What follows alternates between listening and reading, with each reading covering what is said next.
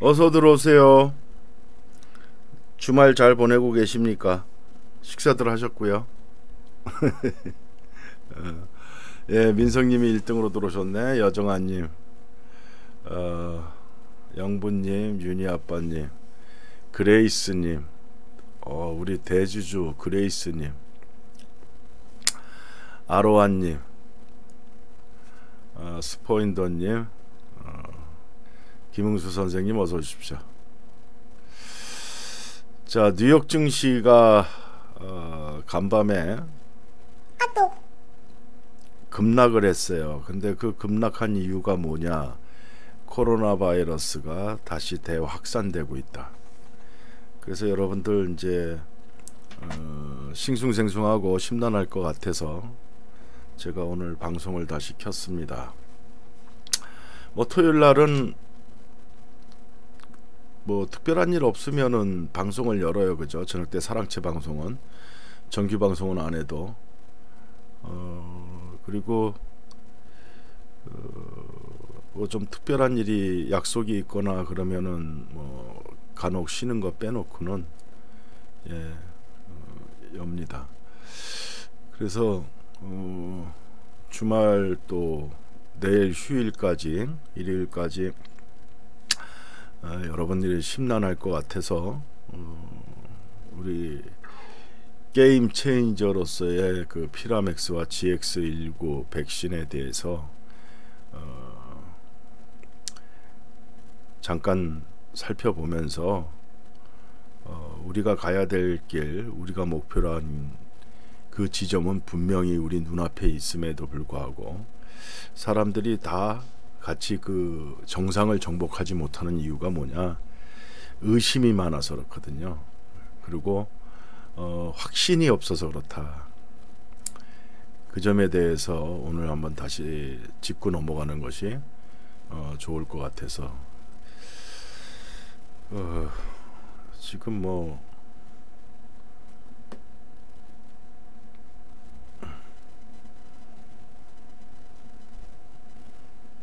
네, 10번밖에 안 들어왔어.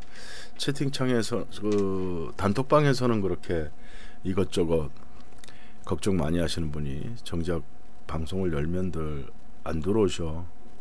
그냥 오직 나는 매매에만 관심이 있습니다. 매매만 할랍니다. 그런 것 같아요. 그런 분들은 뭐 본인 스스로가 자기 자신을 이겨내지 못해서 큰 돈을 못 벌어요. 그냥 작은 것에 만족하고 늘 그렇게 뒤만 쫓다가 이제 끝나버리죠. 그래서 제대로 주식시장에서 돈을 버는 사람들은 정말 부지런해야 되고 열심을 다해야 돼요. 자기가 선택한 종목에 대한 주주로서 샅샅이 회사 현황까지 파악하고 회사의 미래 비전, 그 다음에 파이프라인은 무엇을 갖고 있는지 그걸 다 파악을 해야만이 그 회사에 대한 중장기 투자 계획을 세울 수가 있는 거고, 단기로 갖고 갈 것이냐 아니면 중기 장기로 갖고 와서 수익을 극대화할 것이냐 하는 것들을 결정할 수가 있거든요. 그런데 항상 남한테만 의존하고 자기가 공부 안 하고 노력 안 하고 그냥 잠깐의 재미만 보려고 하는 사람들은 궁극적으로 나중에 가서는 다 돈을 잃습니다. 우리가 고수톱도 처음 배운 사람이 딴다고 그랬잖아요. 왜냐, 고수톱판의 룰을 생각 안 하고 남을 견제할 생각 안 하고 그냥 앞에서 톡톡 다 보이는 대로 쪽쪽 먹어치워요. 끊어버리니까 견제를 할 수가 없어요. 그 다음 사람이 앞에서 끊어버리니까. 그러면 어떤 사람이 갑자기 제 세 번째에서 치는 사람이 큰 수익이 날 수 있어요. 앞에서 끊어버리면 두 번째 사람이 견제를 할 수가 없어요. 그러다 보면은 뭐 크게 3점만 내주고 말 것을 뭐 진짜 15점 뭐 20점 막 이렇게 점수를 크게 내주게 되거든요. 마찬가지입니다. 주식시장에서도 크게 먹을 사람은 따로 있고 자잘하게 먹고 징징대고 왔다 갔다 하다가 결국은 그냥 뭐 몇 년을 주식 투자를 해도 수익도 안 수익도 없고. 그런데 희한하게도 그런 사람들이 오히려 이번과 같은 그 양도소득세를 뭐 2023년부터 물리겠다면 되게 화를 내면서 그냥 막 분노를 쏟아냅니다. 아니 수익이나 잘 내고 양도소득세를 낼 형편이 그런 자격이 생긴다면은 그런 분노를 나타내도 난 이해를 해요. 근데 수익다운 수익도 못 내보고 맨날 손실만 보면서도 양도소득세 낼 일이 전혀 없는 사람들이 오히려 양도소득세에 대해서 민감하게 반응하더라. 그런 아이러니컬한 현상을 볼 때마다 제가 참 속으로 이렇게 쓴웃음이 나와요. 네. 제가 농담 삼아 얘기했지만 양도소득 때 25%가 아니라 50% 올려도 좋으니까 내가 100억만 벌어가지고 한 50억 정도만 양도소득세 낼 수 있었으면 참 좋겠다. 왜? 그래도 나한테는 50억이 생기는 거니까. 안 그렇습니까 여러분들? 여러분들 그냥 양도소득세 걱정하지 마시고 양도소득세를 난 진짜 이빠이 내고 싶다. 최고로 많이 내고 싶다. 라는 소망을 가지세요. 그래서 그 소망이 이루어지면 대한민국에 세금도 많이 내면서 내가 소득도 많이 생기고 서로 윈윈 하는 거 아닙니까? 서로 좋은 거잖아요. 나라에 세금 많이 내서 나라 곳간도 좀 채우면서 내 개인 곳간도 가득가득 채워나갈 수 있으면 이거만큼 좋은 게 어디 있어요. 단지 그런 세금을 낼 수 없는 무능력자들이 걱정하니까 문제라는 겁니다. 저는 그래요. 지금까지 저는 26년 동안 공직 생활을 하면서 세금이라는 것은 그냥 월급 받을 때 탁탁 뛰어가 버리니까 꼼짝 말하잖아요. 제가 주식 전문가 활동을 근 10년 가까이 할 때도 제가 2007년도에 이제 연구소를 그만두고 나왔어요. 제가 해보고 싶었던 거 좀 해보려고. 더 늦어지면 안 돼서. 50이 넘어가면은 결국은 주저앉아서 정년퇴직. 우린 정년퇴직이 62세입니다. 62세까지 결국은 안주할 수밖에 없을 것 같고 50이 넘어가면 안 된다. 사실은 제가 한 30대 초반에 결심을 하고 나왔었으면 제가 참 돈을 많이 벌었을 거예요. 그때는 주식 전문가가 별로 없었을 시절입니다. 그 당시에는 지금같이 인터넷이 발달을 안 했고 그 PC 통신이라고 해서 천리안하고 저기 하이텔이 아세요, 여러분들? 천리안 하이텔? 예, 전화기에 연결해 갖고 전화선으로 연결해서 이렇게 아주 간단하게 그때 이제 몇몇 명의 주식 전문가들이 활동하고 있었을 시절입니다. 완전히 블루오션이었죠. 삐삐삐삐삐삐. 그리고 삐 소리 나면 이제 연결되면 하이텔에 접속이 되고 천리안에 접속돼서 그 안에 들어가면 이제 여러 가지 이제 이렇게 방이 있잖아요. 거기에 이제 주식방도 있고 뭐 정치 경제방도 있고 막 그 주식방에 가면은 이제 그렇게 그 당시부터 전문가 생활을 했던 사람들은 나중에 굵직굵직하게 한 자리씩 하면서 전문가하고 또 나중에 그 주요 증권사에 스카웃 돼 갖고 뭐 상무 사장까지 역임한 사람들 많아요. 저는 그때부터 그걸 하고 싶었어요. 그래서 30대에는 열심히 일을 해야 되니까, 그리고 또 뭐 제 연봉이 그렇게 나쁘지가 않아요. 이 일반 공무원들하고 틀려서 우리는 이제 공공의 직을 수행하지만 국방부 산하의 연구기관이고 또 각 정부 부처마다 산하의 연구기관들이 다 있어요. 왜냐하면 공무원들 수준이 뭐 천차만별이잖아요. 공무원 시험이 이제 학력 제한이 없었을 때는 뭐 중졸 고졸도 있고 뭐 많이 공무원들이 어떤 정책을 입안하고 수립하고 이제 시행하는데 헤드쿼터가 필요하니까 각 연구소를 다 둡니다. 각 부처마다. 그래서 그 연구 집단에서 연구하고 내놓는 안을 갖고 정책을 공무원들은 입안하고 합니다. 우리는 공직을 수행하지만 공무원은 아니었고요. 다들 그렇습니다. 산하에 있는 연구원. 지금 그 금융위원회가 공무원 조직이에요. 금융위원회. 금융감독원은 바로 금융위원회 밑에 있는 연구기관이나 마찬가지죠. 그리고 일부의 업무를 위탁받아서 수행하는 데가 금융감독원인 것처럼. 그 다음에 뭐 외교부 같은 데는 뭐 그 안보전략연구원이 있죠. 그죠? 그 다음에 또 경제부처 산하에는 그 KDI 같은 경제연구원이 있어요. 그 다음에 국방부에는 이제는 방위사업청 소속이 됐지만은 방위사업청 그 옛날에 획득관리실이라고 주요 무기 전략 무기들을 획득해서 전략화하는 업무를 담당하는 게 국방부 안에 획득관리실이 있었는데 그것이 확대 개편돼서 방위사업청으로 나갔어요. 그러면서 국방부 직속으로 있었던 국방과학연구소, 그 다음에 국방기술품질원 이 두 개가 방위사업청 소속으로 들어갔고 국방연구원만 국방부에 남아있어요. 왜냐하면 국방연구원은 국방정책을 연구하는 곳이니까 국방부에 더 맞고 국방과학연구소는 무기체계에 대해서 연구 개발하는 업무를 하고 연구 개발이 완료돼 가지고 이제 초도 생산서부터 생산에 들어가서 전 과정에 대한 품질 보증 업무 또 기술에 대한 발전 업무 등을 담당해서 나중에 최종적으로 군의 전력화 그 다음에 군에 대한 그 운영 기술 전파 그 다음에 사후 관리까지 업무를 담당하는 것이 국방기술품질원이에요. 자, 그 업무를 하기 위해서는 박정희 대통령 때부터 과학자들 우대 정책에 따라서 그 당시 공무원 월급이 한 3배 정도 됐습니다.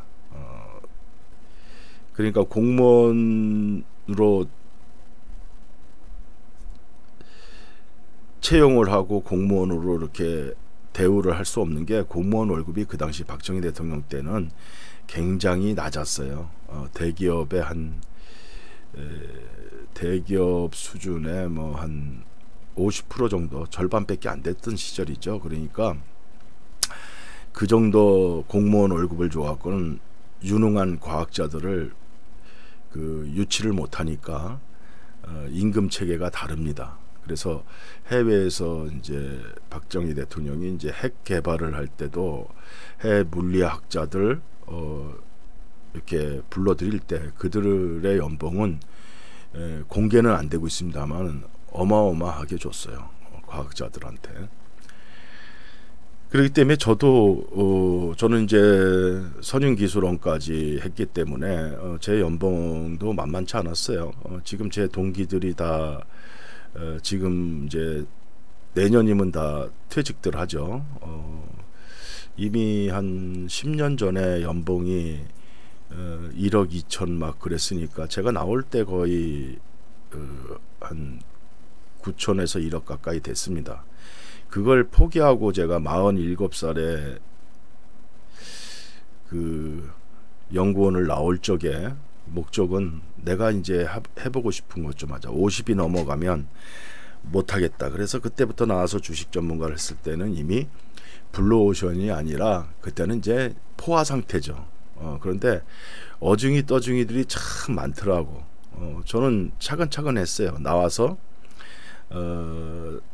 늘 경제 문제에 있어서는 제가 관심이 있었기 때문에 나와서 차분하게 한 3개월 정도 이론적인 공부를 좀 해야 되니까 이론적인 공부를 3개월 정도 해서 투자 상담사 자격증을 따고 그 다음에 이제 다음 카페와 네이버 카페를 통해서 제 자신의 그 능력이 어느 정도 되는지를 수십만 명에 있는 카페 이런 데 가고 제가 종목을 추천하고 리딩하면서 단기적으로 수익을 올리는 것들을 시연해서 보여줬어요. 그래서 순식간에 제 팬들이 상당히 많이 늘어났죠. 그리고 나름대로 이름이 이제 비록 닉네임이지만 그 세계에서 좀 알려지기 시작하니까 사방에서 스카웃을 했어요. 그래서 주식 사이트들 뭐 이런데 또 기획사들 이런 데서 같이 일 좀 해보자 막 컨펌에 와서 여러 군데하고 같이 또 해봤고 그것은 뭐냐, 사람이 뭐 정해진 길은 없습니다. 누구는 그랬어요. 왜 그런 철밥통을 좀 가만히 앉아만 있어도 따박따박 월급이 나오고 퇴직금이 쌓이고 그러는데 그런 걸 박차고 나와서 이런 걸 하느냐 했는데, 저는 한 번도 후회해 본 적은 없습니다. 나름대로 보람이 있었고 또 어려운 일도 있죠. 예를 들어서 뭐 고정 수입이 없는 상태잖아요.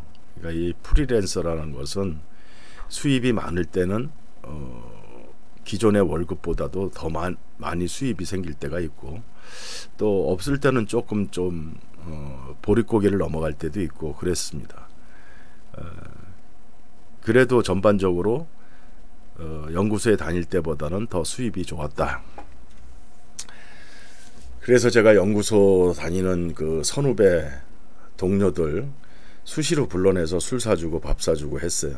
야, 뭐 자기들도 몇 번 얻어먹으면 미안해서 돈 내려고 하는 거 뭐 야야야, 공직자들이 무슨 돈이 있냐, 집에 갖다 주기도 바쁜데 술과 밥은 내가 얼마든지 살 테니까 내가 혼자서 이제 이 일을 하다 보니까, 예전 같으면은 이제 퇴근할 때쯤 되면 서로 눈빛을 탁탁 맞으면 몇 명이서 모여서 나오면서 이제 술도 한 잔 걸치고 이런 얘기 저런 얘기도 하고 참 좋았잖아요. 그런데 여기 나오니까 제가 제 강의 동영상을 잠깐 보여드렸지만 거기서도 나오죠. 이게 소외당하고 외롭단 말이에요. 늘 거의 잠자는 시간 빼놓고는 혼자 컴퓨터 앞에 앉아 있는 시간이잖아요. 장중에는 회원들한테 이제 종목을 추천하고 그 추천된 종목에 대해서 수익을 챙기고 나올 때까지 리딩을 쭉 해줘야 되고, 끝나고 나면 이제 저녁 때는 계속 자기 혼자서 종목 연구를 해야 됩니다. 새로운 종목을 찾아야 되고, 다음날 추천할 종목들을 쭉 고르고 그 종목에 대해서 기본적인 분석서부터 기술적인 분석까지 쭉 다 해서 확신이 들면 그 종목을 이제 회원들한테 추천하고 그러는 거죠. 그러니까 잠자는 시간 빼놓고는 혼자서 컴퓨터 앞에 앉아 있는 거고, 그래서 이제 가끔 연구소에 있는 선후배들 불러서 술 먹고 저녁 먹고 그러는 게 낙이었어요. 그런데 그 홍릉에 있던 당시 본원이 진주로 내려갔어요. 뭐 지방 분산한다고 수도권에 있는 공공기업들 뭐 이런 기관들을 전부, 그래서 여기 정부 종합청사도 세종시로 내려갔잖아요. 그 일환으로 이제 뭐 우리 쪽에서도 진주 쪽으로 내려갔고, 그러다 보니까 이제 서울에 없어요. 이제 조그맣게 좀 있긴 있는데 일부 부서가 남아 있긴 있는데 없어요. 그 다음에 이제 세월이 이렇게 쭉 흐르니까 계속 이제 제 위에 선배들은 퇴직하고 동료들은 이제 내년에 퇴직하는데 다 대부분 진주에 있고, 새로운 이제 신입 소원들이 들어오니까 이제 세대가 계속 바뀌는 거죠. 어쨌든 간에 그러면서 여기까지 왔어요. 오고 제가 이제 한참 절정기 때 박근혜 대통령 탄핵을 당하시고 그래서 2017년 전반기까지만 제가 조금 하다가 그 다음부터는 이제 본격적으로 병행을 했었죠. 아스팔트를 다니고 뭐 참 대한애국당 창당하면서 같이 열심히 뭐 정광용의 새누리당 시절부터 제가 거기도 당원으로 가입을 하고 처음 2016년도 11월 그때 서울역에서 처음 그 집회가 열릴 때 박사모 주관으로 그때부터 참여해서 쭉 그러다 보니까 양쪽에 신경을 쓰니까 양쪽 다 안 돼요. 주식 회원 관리도 안 되고 제가 마음이 딴 데가 있잖아요. 그러니까 그런데 시간을 뺏기고 뭐 어디서 뭐 한다 뭐 법원 앞에서 또 갑자기 모임이 저기 집회를 한다라면 거길 뛰어나가고 싶은 거예요. 가서 외치고 싶고 그러다 보니까 그래서 잠시 접자. 그래서 제가 접고 이쪽으로 와서 괜찮았죠. 처음에는 뭐 그래도 대한애국당 당원들 또 굉장히 저를 좋아했으니까 그래서 그때가 오히려 후원이 상당히 좋았어요. 그런데 이제 조은진 대표가 좀 당을 공당보다는 개인적인 그런 어떤 모르겠습니다. 아직까지도 생각을 정확히는 모르겠습니다만 제 눈에 비칠 때는 사당화 쪽으로 가는 것 같고 그 다음에 함께 출발했던 사람들이 상당수가 자꾸 떠나는 게 안타까워서 그 부분을 좀 비판을 했고 나중에는 이제 그 체락 커넥션 그 부분에 있어서는 정말 제가 사활을 걸고 당을 정상화시키기 위해서 하다가 결국은 뭐 제가 탈당 권유를 받고 나중에는 제명 처분까지 받을 정도로 그래서 이제 그래도 많은 사람들이 저를 응원을 했기 때문에 괜찮았는데 그리고 난 뒤에 이제 집사람 보내고 나서 한 몇 개월 있다가 김 박사를 만나게 된 거죠. 그래서 이제 이런 그룹들이 또 활동을 하고 있었구나를 그때 알았고 그래서 거기에 이제 뜻을 맞춰서 오다 보니 참 그렇습니다. 그래서 제가 그냥 나란 일은 나란 일이고 내 개인 실속이나 챙기자 하고 주식 전문가로 계속 쭉 갔었으면 지금쯤이면 뭐 늘 그랬듯이 그냥 뭐 아쉬움 없이 택택하게 살았을 겁니다. 그런데 쓸데없이 애국한다고 중간에 삼천포로 빠지는 바람에 그런데 내가 여기 와서 느낀 것은 그렇습니다. 나는 진짜 애국자들끼리 모여서 분노를 표출하는 장으로서의 우리 보수우파의 활동 공간이 유튜브인 줄 알았어요. 나중에 보니까 맨 장사치들 어그로 끌고 별의 놈들이 다 모여 있는 거예요. 와, 그래서 백로야 까마귀 노는 곳에 가지 말라는 얘기가 있듯이, 야, 이 지저분한 판, 그 지저분한 판을 우리가 최근까지 봐왔잖아요. 이렇게 지저분합니다. 다들 아젠다 하나는 앞에 딱 띄워놓고는 하는 짓들은 전부 다 자기 사익을 위해서 추구하는 일들이잖아요. 그리고 그를 추종하는 것들이 대부분 보면은 또 지들의 정체성이 들통이 나니까 여기저기 다니면서 정론 방송하는 데를 공격을 하고 와서 그 공격하는 것도 인신공격밖에 없죠. 비아냥거리고 능욕하고 조롱하고 하는 것밖에 없어요. 지들이 그렇게 놀던 물, 그것에 대해서 그 물이 잘못됐다, 더럽다, 오염됐다 하는 것들을 지들은 그것을 감추고 싶은 거예요. 그런데 그렇게 가봤자 결국은 그 물은 먹을 수도 없고 피부에 닿기만 해도 피부병이 생길 정도로 정말 오염이 극심하다, 극대화되어 있는 그 오염된 물에서 본인이 오염된 줄도 모르고 저러고 있으니 그 영혼이 죽어가고 있다는 거죠. 영혼이 죽어간다는 거, 보수우파의 가치를 잃어버리고 그것이 보수우파의 정신이 뭔지도 모르고 장사치들하고 양아치들 사이를 뛰어다니면서 자기가 지금 애국하고 있다고 착각하는 그들을 볼 때마다 참으로 슬프기 그지 없습니다. 그래도 저는 실망하지 않고 어떻게든 정말 한 사람이라도 제대로 된 사람들이 100여 명이 모여서 그 100여 명이 다시 각각의 10명에게 자신의 그 의로운 양질의 길을 전파를 하고 그들이 또 10명씩 전파를 하고 그런 식으로 해서 보수우파가 정화돼 나갔으면 좋겠다. 그 뜻밖에 없습니다.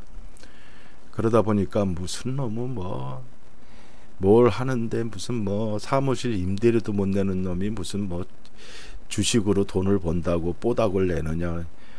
그러니까 이제 주식으로 다시 돈을 벌겠다는 얘기예요. 돈을 벌어야 보수파에서 후원으로 돈 번다는 생각하는 것 자체가 잘못된 거예요. 저는 기본적인 운영 자체를 애국자들이 십시일반으로 도와서 같이 가는 거기 때문에 동지들끼리 제가 돈 벌자고 여기 나온 게 아니잖아요. 제가 돈 버는 걸 포기하고 나온 거잖아요. 저는 기존에 돈 벌던 걸 포기하고 기득권을 포기하고 나라부터 살리겠다고 나온 거하고 돈을 벌기 위해서 보수파로 뛰어들어서 이 일을 하고 있는 정체불명의 작자들 엄연한 차이가 있는 겁니다. 그런 구분을 안 하고 어떻게든지 자기들 쪽은 흠이 많으니까 그걸 덮어버리고 어떻게든지 흠 없는 쪽을 갈구고 싶어갖고 한다라는 자들을 보면서 딱 두 글자가 생각납니다. 저들은 그저 좀비 외에는 아무것도 아니다. 저들은 보수우파 국민도 아니고 못된 딴따라들 쫓아다니고 있는 좀비들. 그래서 그 딴따라 같이 저작거리에서 약장수하고 어그로 끄는 인간들, 장사치들, 그들의 정체가 들통나면 떼거지로 몰려다니면서 해코지하는 좀비들.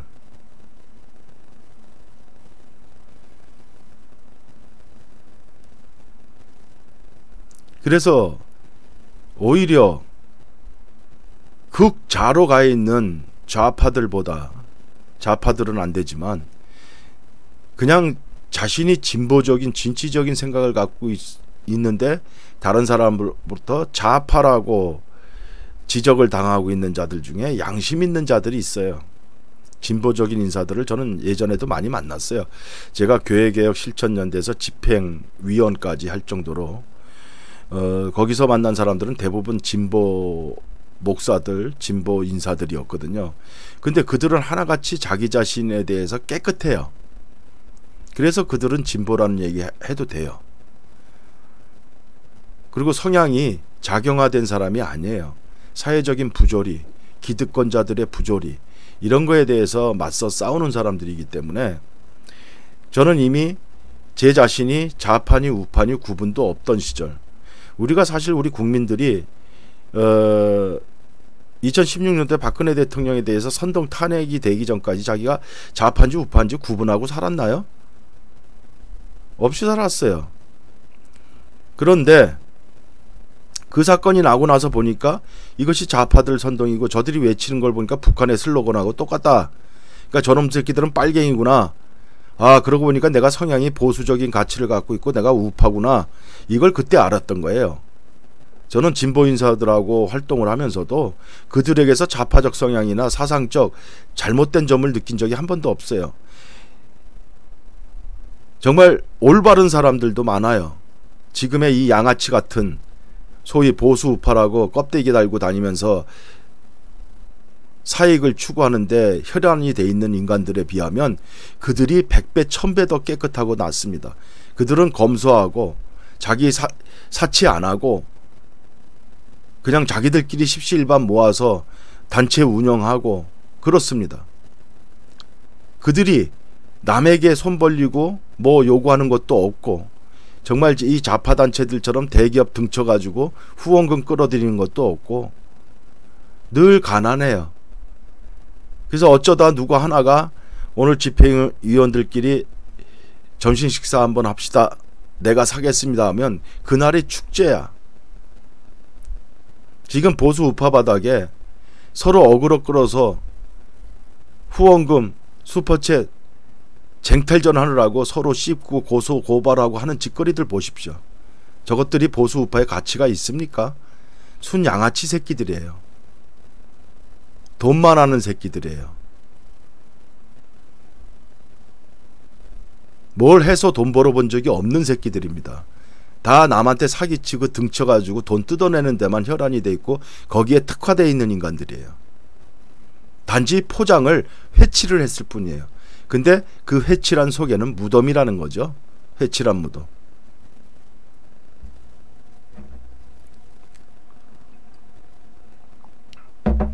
귀가 있으면서 들어도 깨닫지 못하고 눈이 있으면서 보면서도 그 형상에 대해서 이해를 못하면 그가 바로 맹인이잖아요. 그가 바로 귀머거리잖아요. 소경이 소경을 인도하니 둘 다 절벽 아래 떨어질 수밖에 없잖아요. 앞에서 인도하는 자는 최소한 밝은 눈을 갖고 있어야 절벽이 아닌 평탄한 길로 인도를 할 거 아닙니까? 무리들을.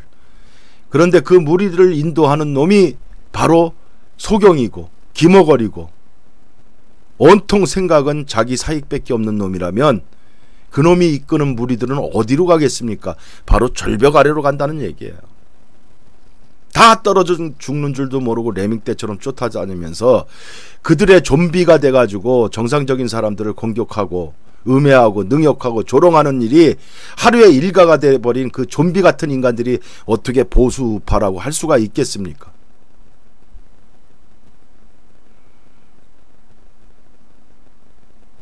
그러한 자들이 아직도 우리 주변에서 찐득이처럼 붙어있고 거머리처럼 붙어있어서 우리 보수우파의 정기를 빨아먹고 있다. 바로 여러분들 곁에도 붙어있습니다. 우리 투자하는 사람들 곁에도 붙어있을 겁니다.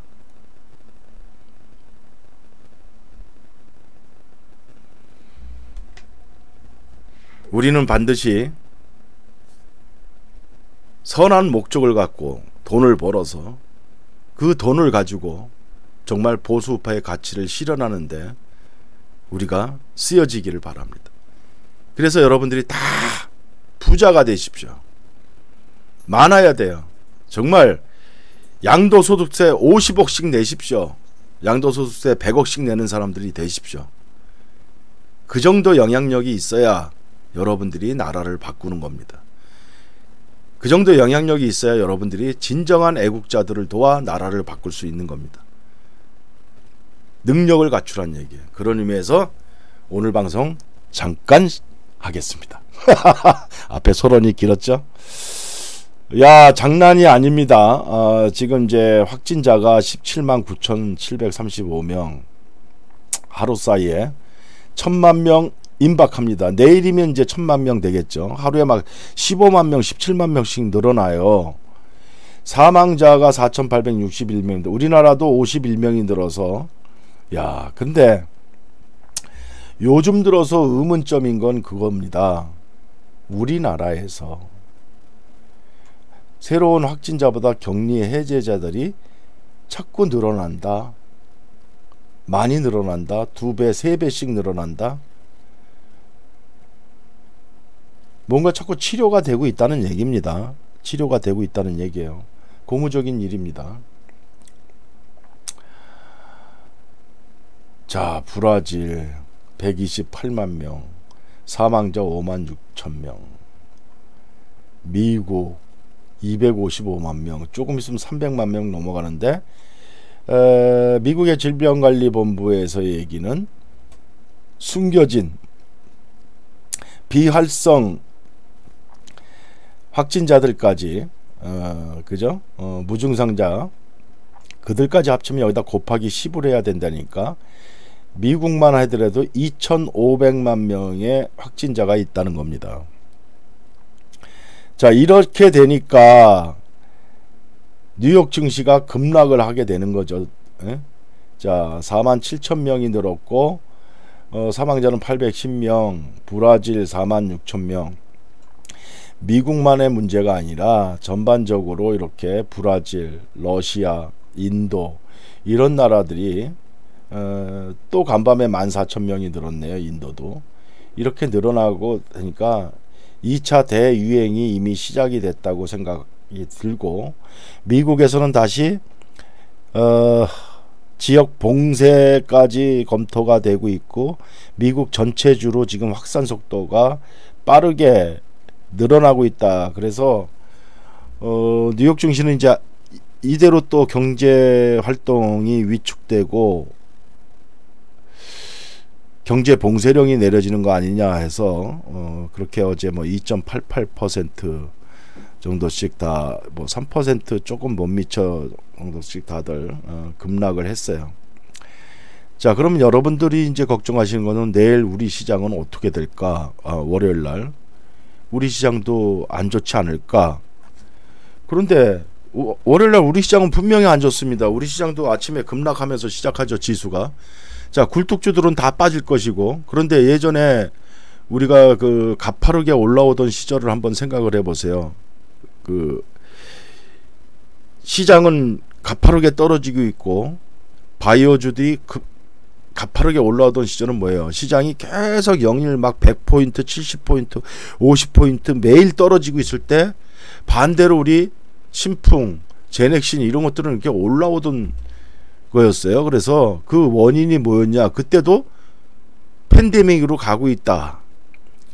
WHO가 팬데믹을 선언을 안 하고 있다. 지금 전 세계는 코로나 바이러스가 이제 지역 간 봉쇄를 통해서 이제 하늘길, 바닷길 모두 다 막히고 경제는 무너지게 될 것이다. 세계 경제는 침체기에 들어갈 것이다. 이럴 때 치료제, 백신주, 개발주, 개발만 우리는 치료제 개발합니다. 우리는 백신 개발합니다. 개발자 개짜 하나만 나와도 막 그냥 연일 상한가 치고 막 올라가던 시절에 그러면 2차 대확산이라면은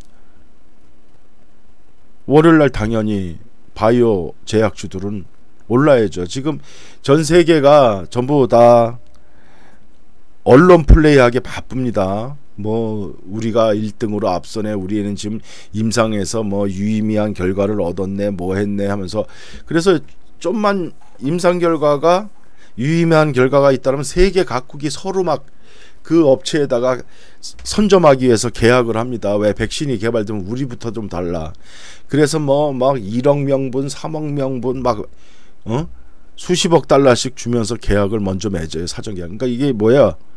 지난번에 우리가 선물에 대해서 잠깐 공부했죠? 이거 밭대기 들어가는 거야. 밭대기. 미리 개발이 완료될 때를 대비해서 지금 미래에 개발될 백신을 지금 선점해서 사는 거예요. 이게 선도거래입니다. 선도거래. 밭대기 하는 거죠. 백신 밭대기.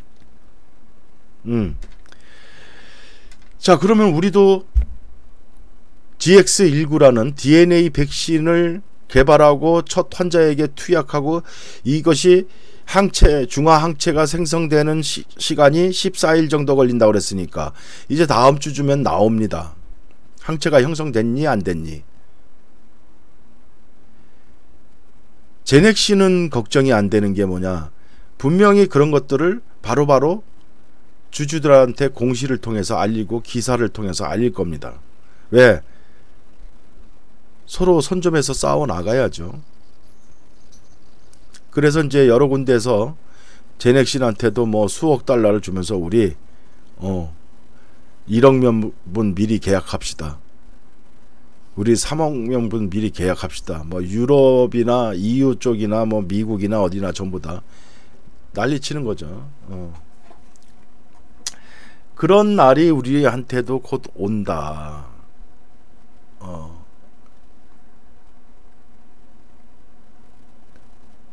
뭐 어디 하나 지금 뭐 줄어들고 있는 데가 없어요. 다들 지금 재차 다시 확산되고 있어. 이거 그렇다 치고. 자, 그래서 제가 지금 금방 말씀드렸던 미영불 이어서 일본까지 코로나 백신 받으러 전 세계가 줄 섰다. 근데 백신이 개발됐느냐? 개발 안 됐어요. 그냥 좀 이 아스트라자네카 이름들도 어려워. 아스트라자네카 예, 요겁니다. 저 이거에 지금 줄을 쓴다는 얘기예요. 이 회사에 줄 섰다는 거야.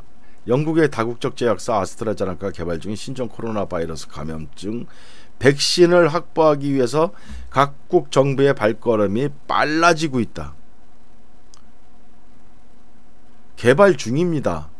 개발이 완료된 것도 아니고 개발 중인데, 그럼 우리도 개발 중인데 얘들은 뭐야? 정부 차원에서 홍보를 해준다는 거예요. 물론 백신이라는 게 전 세계 공공재로서 모든 이들에게 이익보다는 생명 중시, 그래서 어느 나라가 독점한다기보다는 전 세계가 고루 그 혜택을 누릴 수 있도록 권리가 확보해야 된다는 거. 그럼에도 불구하고 어쨌든 간에 이유는 난다는 거죠. 많이 붙이지는 않아도 박리담에. 근데 우리는 그냥 깜깜이에요. 깜깜이. 우리나라는 이유가 뭔가 뭐 설왕설래하는 얘기들이 많아요. 일부러 이미 피라맥스도 효능은 검증이 됐고 백신도 그렇고 우리는 왜 정부 차원에서 엄프를 안 하나. 저런 건 다 영국 정부에서도 총리부터 나서서 얘기를 하고 있고 정상 간의 통화에서도 우리 이렇게 지금 되고 있다. 야, 그럼 그거 우리 한 1억 도수만 우리가 좀 사자. 우리한테 먼저 줘라. 서로 정상 간에 이런 얘기들을 갖다 하고 있다고요. 그래서 이제 문재인이도 뭐 스위스 그 대통령하고 그런 얘기를 좀 주고받은 기사 여러분들 보셨죠? 그런 거 활발히 해야 돼요.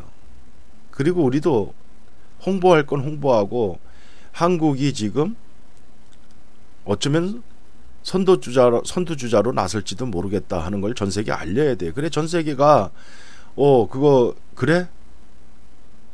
언제 9월 달이면 대충 나와? 결과가? 그러면 그거 뭐 연말이나 내년 초쯤에 상용화돼? 우리 먼저 줘. 그리고 이제 막 제넥신하고 계약하자고 몰려들고 막 이렇게 돼야 되잖아요. 이게 전 세계 인류를 구하는 백신이다라는 것을 떠나서도 대한민국의 미래 먹거리 측면에서 생각을 해야 되잖아요. 정치인들은 일국의 대통령이라면 미래의 먹거리, 백신 주권, 자기 국민들을 살리느냐 죽이느냐 그 기로에서 이 백신 주권을 확보한다는 것이 얼마나 중요한 일이에요. 여기에 총매진을 해야지. 다른 나라들은 지금 정상들이 말이야, 오죽하면 그 저기 부작용이 뭐 심정지까지 올 수 있다는 하이드로시 클로로킨을 말이야 트럼프가 일주일 동안 복용하면서 홍보하고 그랬는데 뭐 하냐는 거예요. 뭐 우리나라 정부는 확실한 것들이 지금 게임 체인저가 벌써 두 가지나 치료제에서 피라맥스, 백신에서 GX19가 있음에도 불구하고 다른 나라 거 이런 기사들을 보면서 우리가 참 부러워해야 되겠느냐 말이에요. 각국 정부의 발걸음이 빨라지고 있다고 그러잖아. 응? 다른 건 몰라도 이런 데는 뒤처지지 말아야죠. 우리 기술력도 세계적인데. 일본 정부는 일본 놈들 하는 거 보세요. 아스트라제네카 측과 코로나19 백신 공급과 관련해 협의하기로 했다고 니온 게이자 신문, 협의하기로 했다는 것만 해도 니온 게이자 신문이 그냥 대대적으로 보도를 합니다. 니케이는 보도에서 아스트라제네카가 전날 일본 정부와의 협의 진행 예정임을 발표했으며 일본 정부 대변인 스가 요시히데 관방장관도 기자회견에서 이 같은 사실을 인정했다. 스가 관방장관은 필요한 백신을 확보하기 위해 확실하게 대응할 것이라고 강조했다. 자, 왜 우리는 뭐 미리 발표하면은 다른 나라가 다 뺏어갈까봐 무서워서 발표를 못하나? 공급량과 공급 시기, 가격 등은 일본 후생노동성 아스트라제네카 협상을 거쳐 결정된다. 그래, 나라마다 이렇게 가격까지 결정을 하면 되지. 이거는 뭐 정해진 가격이 없는 거예요. 경매라고 하세요. 경매. 이렇게 서로 경매가 붙는 거야. 야, 올 한해 우리가 공급할 수 있는 양은 풀로 생산을 해도 한 5억 명분밖에 안 나온다. 우리 국민들 쓰고 나머지 5억 병 정도를 우리가 수출할 수 있을 것 같다. 5억 도스에 대해서 이 각 나라의 할당을 이러면 나라마다 가격을 더 제시할 거 아니야. 우리한테 1억 개를 먼저 좀 달라. 1억 도스를 먼저 좀 달라. 아니 우린 조금 더 줄게. 3배 줄게. 3배. 따따블. 그래서 가격을 처음에 뭐예요? 예를 들어서 1도수 한 사람이 맞는 양이 1도수라 그러면 1도수에 1달러로 결정을 했어도 이게 5달러 10달러 막 넘어갈 수 있단 말이에요. 그렇기 때문에 이걸 개발하고 만든 제약사는 전 세계 인류의 공공재 맞다. 공공재. 그래서 우리 1달러에 판매하기로 했는데 제한된 물량이다 보니까 서로 달라는데 그럼 기업은 이윤을 추구하는 집단인데 좀 더 준다는 쪽에 물량을 좀 더 줘야지. 그건 어떻게 막지 못할 거 아니에요. 그죠?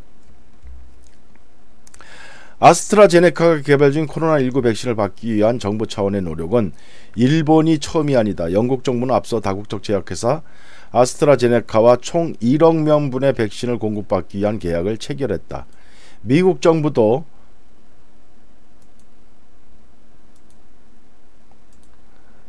백신 개발 자금을 지원한 대가로 이 회사에서 상억 명분의 백신을 공급받기로 했다. 여기에 프랑스, 독일, 이탈리아, 네덜란드 등 4개국도 백신을 확보하기 위해 포괄적 백신 동맹을 결성하고 아스트라제네카와 4억 명분의 백신 공급을 계약을 체결했다. 아스트라제네카는 정말 돈 많이 벌어요. 벌써 몇 개국입니까 이거? 계산해 보면 지금 벌써 계약 물량만 얼마예요?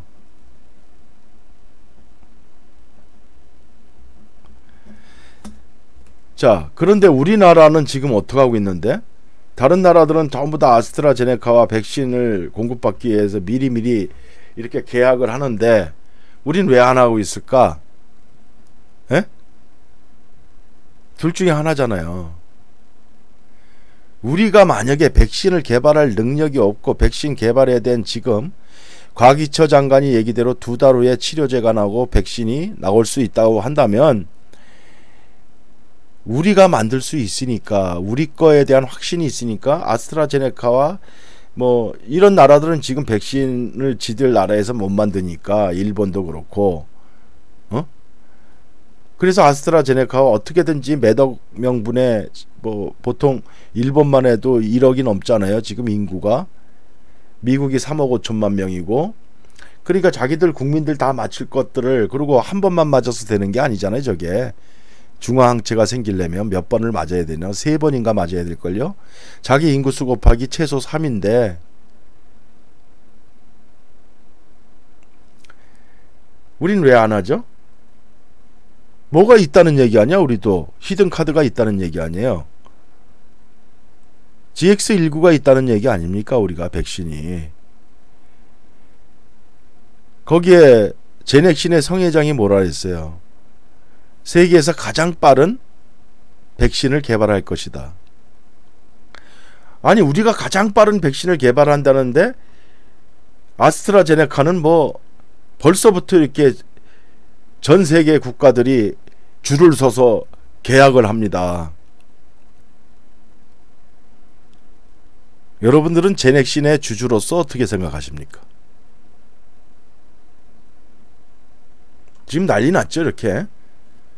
뭔가 유의미한 결과가 있다는 거 하나 갖고도 이렇게 각국이 3억 명분 뭐 몇억 명분 막 이렇게 줄줄이 계약을 해요. 제넥신이 오픈되면 어떻게 되겠어요? 엄청난 나라. 그럼 니들은 그래? 그럼 서방 국가들은 서방 국가들끼리 아스트라제네카와 하고 우리는 동남아시아서부터 저 아프리카나 뭐 다른 나라들 전부 다 돈 싸들고 와서 계약하겠다고 하겠죠. 그래서 제넥신이 얼마 전에 인도네시아하고 태국하고 협업 조인트를 했잖아. 각국이 이렇게 서로 파트너를 결정하는 거예요. 그러면 그런 나라들의 백신이 개발되면 제일 먼저 공급을 해주겠죠. 인도네시아, 태국 협업을 한 나라부터. 그래서 그런 나라들이 벌써 제넥신에 대해서 슬슬 감을 잡고 제넥신하고 그런 협업을 맺는 겁니다.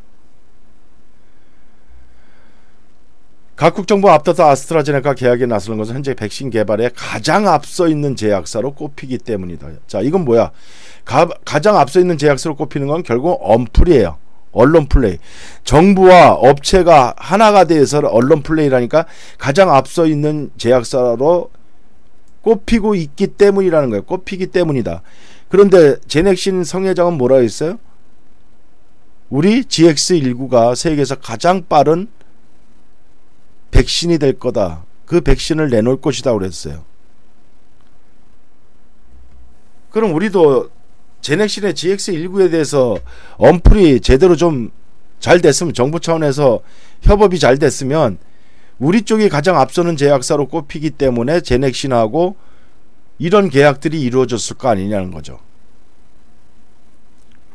현재 아스트라제네카는 영국 옥스퍼드 대학 공동으로 백신을 개발하고 있으며, 그러면 제넥신의 GX는 포스텍, 또 그 다음에 키스트, 그 다음에 6개 기관이 백신 연구소, 제넨바이오, 그 다음에 베네, 우리 얼마 전에 갖고 있었던 그 종목 뭐야? 뭐해서 6개 기관이 지금 협업을 하고 있잖아. 얘는 지금 옥스퍼드 대하고 한 군데하고만 이렇게 공동 개발을 하고 있어요.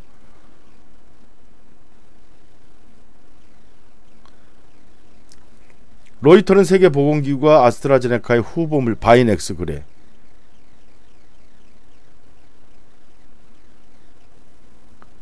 후보 물질이 백신 개발에서 가장 앞서 있다고 평가한 내용을 보도하기도 했다. 그러니까 우리도 WHO에 빨리빨리 중간중간에 결과를 보내고, 그래서 WHO의 테드로스 사무총장이 입에서 언급이 되도록 해야 될 거 아니에요. 아스트라제네카 측은 임상시험에서 유효성이 확인되면 오늘 9월 실용화한다는 방침이다. 우리는 지금 9월 달에 결과가 나올 것이다. 그럼 우리도 그 결과가 나오면 바로 실용화 들어가는 거지. 지금 아마 제넥신은 실용화에 앞서서 이제 뭐 삼성 바이오로직스 주로 위탁 생산을 하죠. 그런 곳에 벌써 계약을 했을지도 몰라요. 바이넥스가 생산 담당을 맡고 있죠. 지금 제넨바이오가 이번 임상시험용 생산, 그래서 그런 업체들이 전부 다 뭐냐, 제넥신이 생산시설을 갖추고 생산을 하는 게 아니라 개발이 완료되면 그런 업체들이 생산에 들어간다는 거예요. 바이넥스, 제넨바이오. 이제 그것도 전세계 물량을 맞추려면 삼성 바이오로직스라든가 여러 위탁 생산을 주로 전문으로 하는 곳에 이제 쫙 뿌려가지고 아마 수십 군데에서 위탁 생산이 이루어질 거예요. 그렇게 해야 물량을 맞추는 거예요. 그래서 제넥신에 대해서는 여러분들이 지금 이렇게 뭐 아스트라제네카 요 정도만 돼도 지금 세계가 난리치고 서로 선점해서 선도 계약하려고 난리인데, 제넥신한테서도 이런 소식이 이제 빠르면 다음 주부터 들릴 것이다. 왜? 이미 지난번에 GX19를 주사 맞은 사람의 항체 여부가 이제 다음 주에 14일이 되니까 그 결과가 나올 때가 됐다. 나오면 성회장 같은 경우는 바로바로 언플을 할 것으로 보니까 제넥신에 대해서는 크게 문제될 것 같고, 다음에 이제 코로나, 이제 우리 그 신풍에 대해서 얘기는 이거는 뭐 누가 좀 이렇게 정리를 해놨길래 제가 셉해 왔어요, 여러분들한테. 뭐 그동안 우리가 늘 여러 가지 많이 회자됐던 얘기들이에요. 신풍의 파이프라인, 이 말라리아 시장, 이게 벌써 이제 우리는 신풍에 대해서 코로나는 뒤늦게 나온 거고, 사실 이 코로나 피라맥스가 오직 코로나를 위해서만 지금 개발이 된 거라면 거기에 목매달고 그거 잘못되면 우리 모두가 잘못되는 겁니다. 그죠? 아작나는 거예요, 투자가. 하지만 원래 말라리아 치료제로서 말라리아 시장에 이렇게 큰데, 말라리아 시장이 중간에 션 박사가 괜히 연락을 해가지고 그 피라맥스의 피로나리딘 성분이 그게 그 코로나 바이러스에도 효과가 있어, 니들 자체 시험 한번 해봐, 그래서 시장될 거니까. 사실 피라맥스에 있어서 코로나 바이러스 효과 있다는 건 플러스 알파예요, 그냥.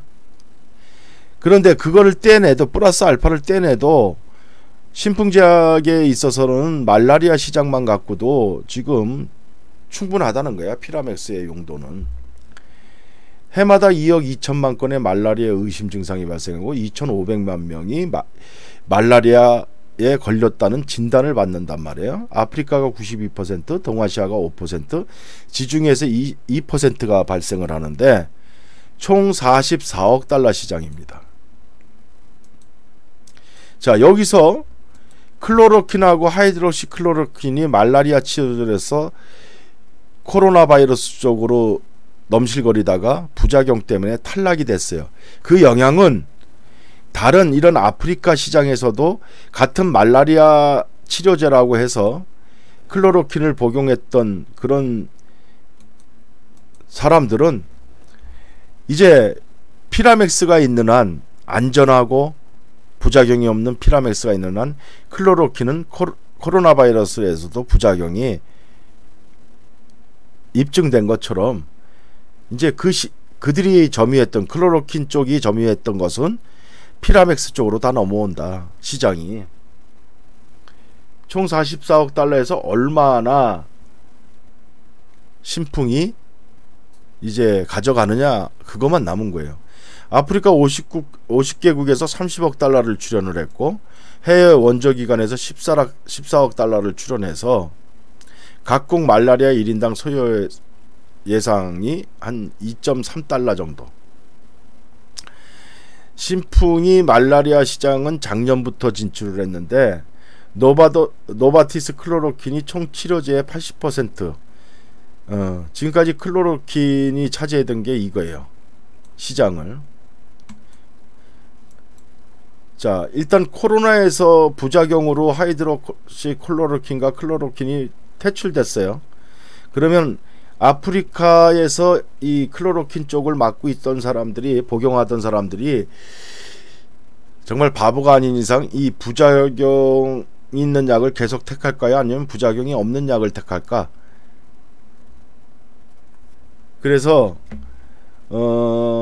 피라맥스 쪽으로 쏠릴 것인데, 만약에 피라맥스가 코로나에도 이미 뭐 인비트로 시험에서는 99.9% 파인 골드의 순도를 나타냈지만 인체 실험에서 어떻게 되느냐, 그 결과까지 나오면 피라맥스는 말라리아 시장일 클로로킨을 대체할 수 있는 한쪽 날개를 크게 달고 한쪽에는 코로나 바이러스 날개까지 달게 된다. 그러나 코로나 바이러스 날개가 없어도 말라리아 쪽으로만 해도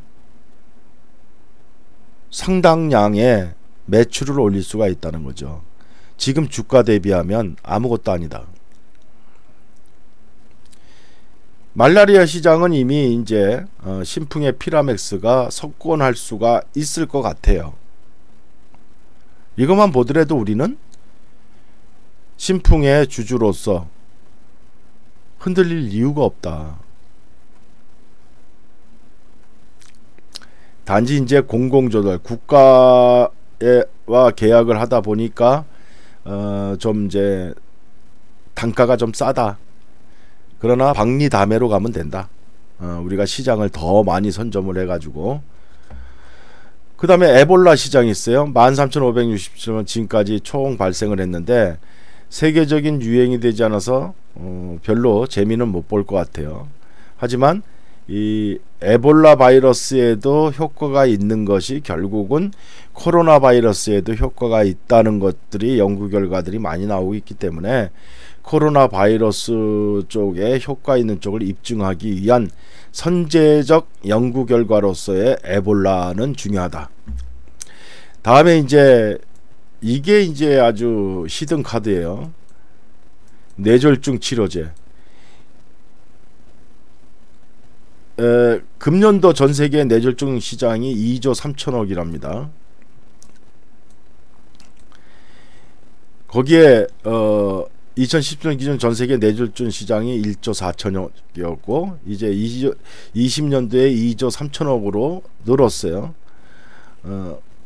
그런데 지금 독일의 베링거 인겔하임에서 액티라제라는 뇌졸중 치료제 가지고 1조 5천억의 시장을 점유를 했는데 부작용이 액티라제는 좀 많은 것 같아요. 근데 신풍의 제품은 액티라제의 부작용을 최소화시키는 약이어서 액티라제와 같이 처방 또는 생각보다 시장 규모가 작아질 수가 있다. 하지만 현재 뇌졸중 시장 자체가 매년 증가하고 있기 때문에 노령화 인구들이 많아지기 때문에 뇌졸중 시장은 어차피 커질 수밖에 없어요. 그래서 괜찮고 삼성 바이오로직스가 작년에 7천억 올해 상반기에 이미 1조 7천억 원을 수주를 했어. 위탁 생산을 뇌졸중 치료제. 셀트리온도 작년 매출 한 1조 정도 되고요. 장기적으로 봐도 지금 이 신풍이 갖고 있는 파이프라인만 가지고도 코로나 바이러스를 빼더라도 한 10만원 이상 가는 주식으로 판단된다라고 요 사람은 주장하고 있는데 저도 여기에 동의를 합니다. 지금 신풍이 지금 언론 플레이 같은 걸 제대로 안 하고 회사 홍보를 제대로 안 해서 제 가치를 못 받고 있는데 지금 3만원 미만이라는 게 말이 안 되는 거예요. 여기에 코로나 바이러스까지 지금 거의 99.9% 헬라세포까지 시험하는데 그 결과가 이제 인체에서 확인하고 있다라 정도 되면 벌써 사실 신풍제약 주식은 30만원대 40만원대 뭐 이렇게 가 있어야 되는 거예요. 지금 10분의 1로 제대로 가치 인정을 못 받고 있다. 자, 그 다음에 이제 신풍의 발표가 늦어지는 이유에 대해서 여러분들 궁금하시죠? 그래서 요거에 대해서도 누가 또 요렇게 얘기를 해놨길래 공감이 간다. 그래서 여러분들한테 소개를 합니다. 자, 게임 체인저 입장에서 보면 일단 여러분들이 만약에 신풍 입장에서 이제 드디어 피라맥스가 게임 체인저를 한다. 자, 1단계로서 우선 팬데믹 및 치료제 상황들을 파악을 하겠죠. 여기 이제 진입을 하기 위해서는. 그 다음에 어느 정도 우리 쪽에서 이게 경쟁력이 있다 파악이 되면 전략적인 준비를 하겠죠. 뭐냐? 대량 생산 체제, 가격 정책, 국제 협력 등. 자, 그런데 대량 생산 체제를 갖추기 위해서 지금 이제 직원들을 5월 달부터 뽑아서 6월 달 훈련을 시켜서 7월 달부터 생산 공정에 투입을 합니다. 이제 종업원들을. 그리고 지금 안산 공장이 피라맥스 전용 공장으로서 확대됐는데 지금 이 부분에 대해서 지금 신경을 쓰고 있다고 보시면 돼요. 자, 가격이나 국제 협력 등 이런 것들에 대한 준비를 하기 위해서 지난번에 6개 업체, 그 다음에 2개 정부기관 담당자들이 모여서 간담회를 신풍에서 했다. 이건 누누이 얘기했던 거잖아요. 자, 이런 전략적 준비가 갖춰지게 되면 그 다음에 이제 정식으로 발표를 하겠죠. 요 순서로 간다 보면 현재 단계는 2번 단계로서 전략적 준비 단계다. 이 전략적 준비는 간담회를 통해 확정되었다고 보면 된다. 이미 끝났다는 거죠. 간담회 때 이미. 그리고 이게 이제 엠바고로 들어가고 오프 더 레코드가 됐어요. 소식이 안 알려지고 있는데 그것 때문에 지금 다들 전전긍긍하고 뭐 흔들리고 하는 것 같지만 이 간담회 때 이미 모든 조정은 끝났다. 아마 그 이전에 간담회 이전에도 실무적 차원에서 서로 조율을 하고 간담회 때 최종 서로 사인을 했을 거예요. 그거는 뭐냐? 전략적 준비 단계에서의 대량 생산 체제, 그럼 위탁 생산을 하는 문제까지, 그죠? 가격 정책, 뭐 이런 것들은 뭐 뒷부분이고 대량 생산을 하기 위한 요것이 6개 업체가 모인 이유다.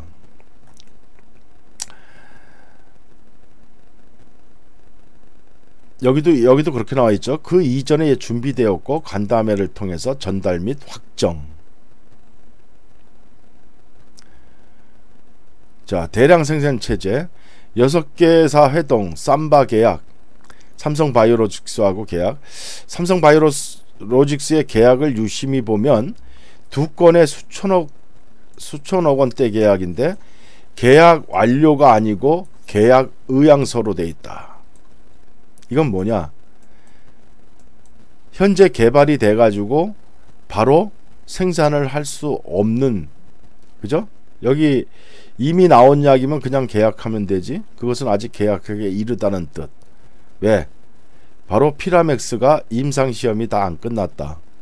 그거 끝나고 이미 말라리아 치료제로서 상용화돼 있는 약품이기 때문에 신풍 안산 공장에서도 풀로 가동하면 금방 나오는데 그거 가지고는 아까 그 아스트라제네카처럼 각국에서 뭐 1억 명분 주세요, 3억 명분 주세요 막 계약이 밀려올 때 그걸 감당을 못하니까 이미 삼성 바이오로직스하고도 계약을 했다라고 유출을 해버린 거예요. 거기에 2건의 수천억대 계약이 있는데 계약 완료가 아니고 계약 의향서만 맺어놓은 거예요.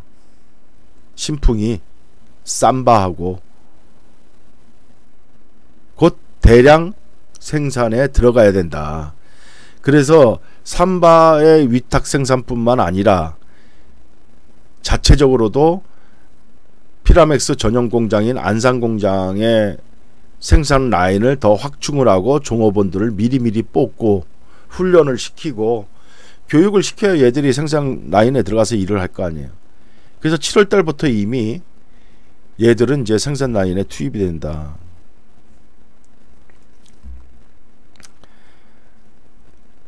자, 가격 정책을 보면 맨 앞에서 우리가 봤죠.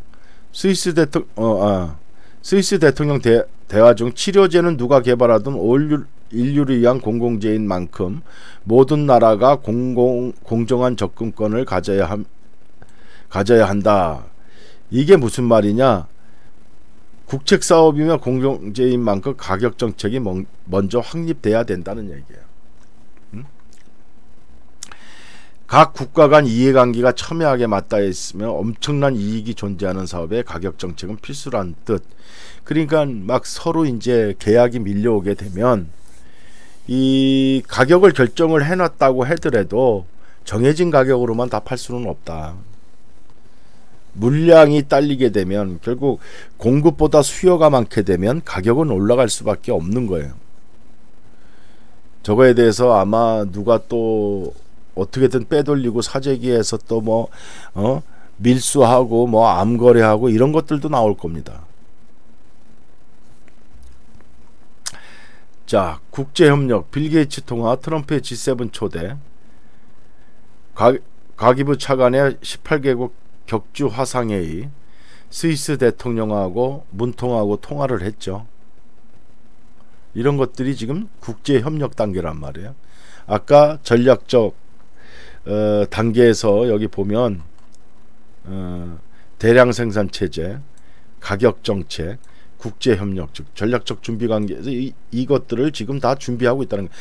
지금 문재인하고 스위스 대통령하고 통화 자체가 바로 마지막 국제협력을 지금 이끌어내고 있다. 제넥신도 지금 뭐 인도네시아, 태국하고 협업 조약식을 맺었듯이 지금 피라맥스 신풍제약도 지금 이 부분을 정부 차원에서 이렇게 하고 있고 또 신풍은 신풍대로 나름대로 움직이고 있다. 그래서 피라맥스가 이게 원래 그 신풍제약이 이러한 사항들을 전부 다 공정공시로서 주주들한테 알려야 되거든요. 그런데 지난번에 그 신풍에서의 간담회 때 모든 일을 극비로 추진한다고 결정이 된 것 같아요. 그래서 공시도 안 내보내고 준비는 지금 착착착착착 해나가고 있는데 알려지지 않으니까 주주들이 불안해하고 뭔가 좀 답답해하고 짜증을 내고 막 이러는데 피라맥스는 이미 게임을 시작했다. 신풍은 이미 계획대로 로드맵대로 차근차근 나아가고 있다. 다만 내용을 모르기 때문에 우리가 궁금하고 뭐 여러 가지 억측이 생기고 쓸데없는 상상을 해서 그렇지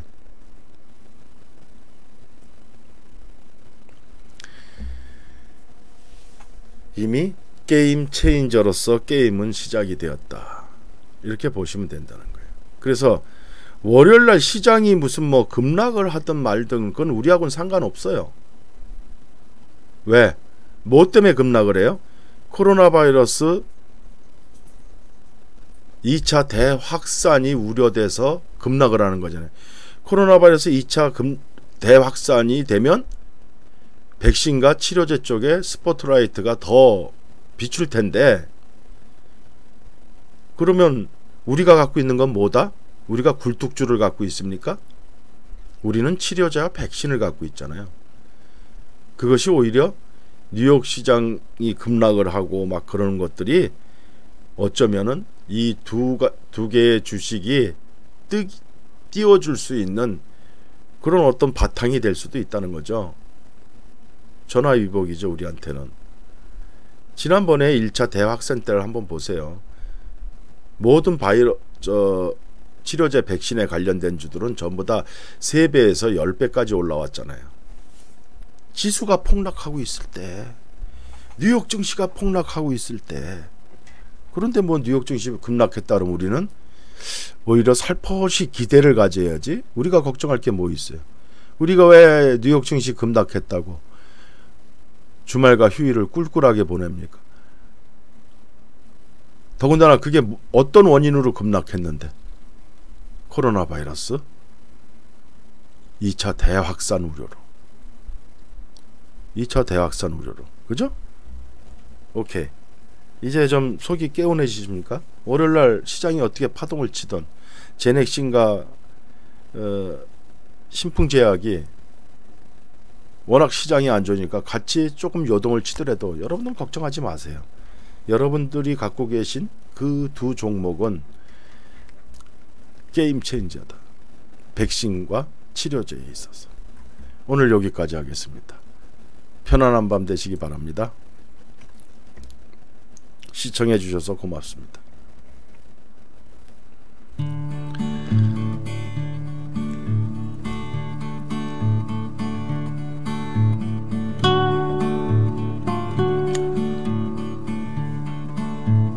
감사합니다.